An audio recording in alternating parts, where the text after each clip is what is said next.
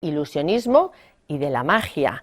Una veintena de magos, prestidigitadores, escapistas van a transformar estos barrios bilbaínos en centros de un variopinto repertorio de espectáculos que va a incluir incluso un reto de escapismo extremo a cargo de un conocido mago. El programa incluye actuaciones tanto en exteriores como en el Centro Cultural de Otxarkoaga, donde el ayuntamiento literalmente se va a sacar de la manga una gala con los mejores artistas del género. Y fijaros que un sólido no puede atravesar otro sólido, pero todos los cuerpos están compuestos de átomos y partículas. Y esas partículas por un segundo pueden parpadear. Fijaros en esto. 1, 2 y 3. Y fijaros que ahí dentro hay una moneda. Vemos que la moneda no cae. ¿Por qué no cae? Porque la moneda es más pequeña que el agujero, que lo has podido comprobar, ¿no? Lo más grande que el agujero, quiero decir.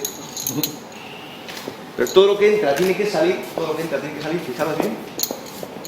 Esta entró por la parte de abajo, por la base, vamos a sacarle por la parte de arriba. Esto no va a ser nada fácil.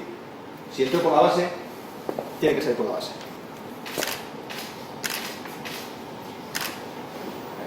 Y sale, comprueba de nuevo la moneda, comprueba la botella, que no tiene ninguna ranura por ahí abajo, comprueba la moneda bien. No tiene absolutamente nada.